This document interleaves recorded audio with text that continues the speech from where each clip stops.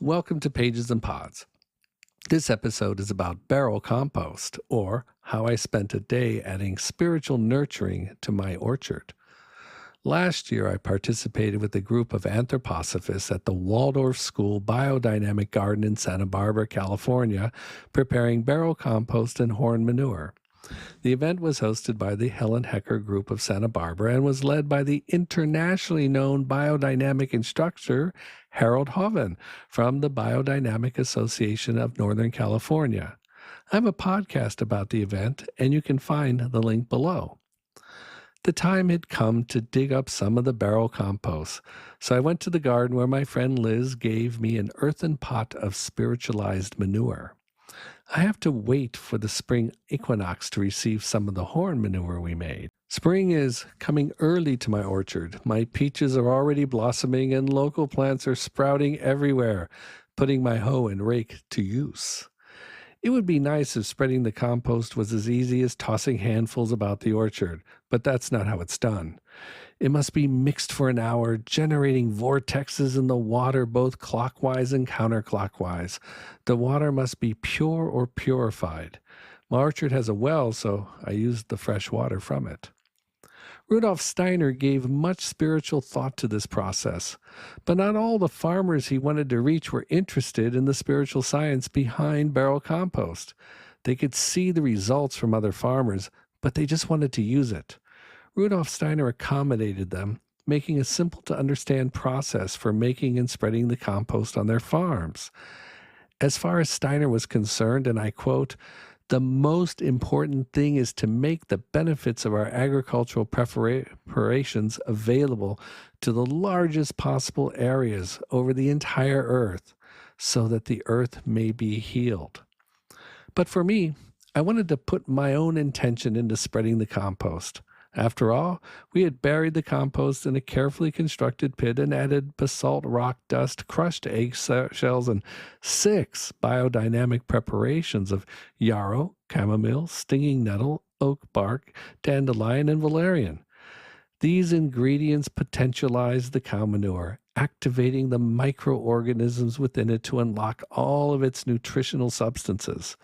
Rudolf Steiner explains this in detail in his agricultural course, which is linked below. Harald Hoven explained to us that this was only one part of the process.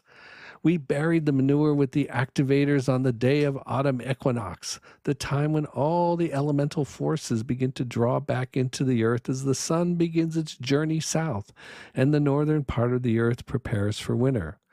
The compost offers a safe haven for all the spiritual essences to draw in and rejuvenate. I waited a few days for Imbolc, February 1st, to apply the compost. This marks the halfway point between the winter solstice and spring equinox. Imbolc is associated with the Irish goddess Brigid, who later traditions merged with Saint Brigid of Kildare, a nun who was known for her many miracles. As you go on this journey of biodynamics, find an aspect of the feminine divine that resonates with you. In my part of the northern hemisphere, the earth is beginning to revive. Early flowers are beginning to blossom. The grasses are filling up all the empty spaces, and new insects are beginning to emerge. The elementals are stirring. More bees are coming out to forage. Birds are fighting for territory, and the evenings are getting warmer. The gnomes, sylphs, undines, and salamanders are bringing life back from dormancy, preparing the earth for spring fecundity. I chose my meditation center as the place for preparation. The Buddha reminds me that I must quiet my mind and let go of my ego and possessiveness. The orchard is a group effort. I want the elementals to feel like they belong.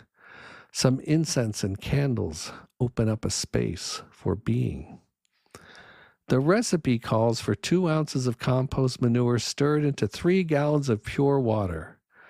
Fortunately, as I said earlier, I have a well of uncontaminated water free of municipal chlorine.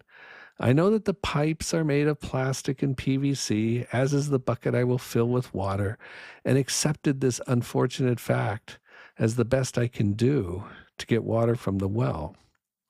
I cut a fresh length of bamboo from the garden as a stirring rod and prepared to stir clockwise and counterclockwise vortexes to draw in the energy of the orchard into the solution.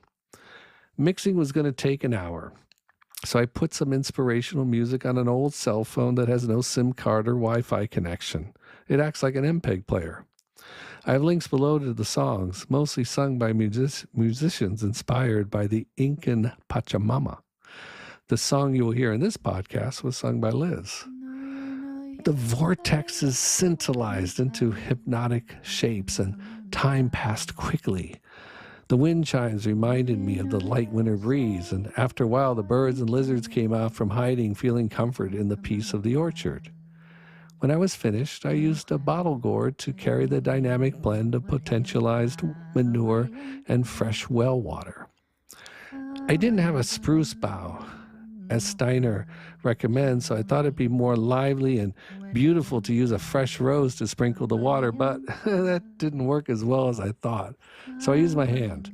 You can use a brush, but all my brushes are made of plastic and that wouldn't do it all. There are about 100 trees in my orchard and many different herbs as well. It took 2 hours to disperse the liquid. A curious consequence of going through the entire orchard was with the sacred water was that it gave me a chance to inspect every tree, herb, bush, and flower. I took note of which irrigation lines needed repair and which trees needed attention and where the grasses and herbs had taken over. I have a lot of work to do. And now the orchard is sacralized, ready for a fresh start to the new growing season. It's time to wait and see how the earth will respond. Will the spiritualized water filled with nutrients and microorganisms inspire the elementals to be more diligent? Will the fruit trees and herbs feel enlivened to burst forth with new growth and abundance?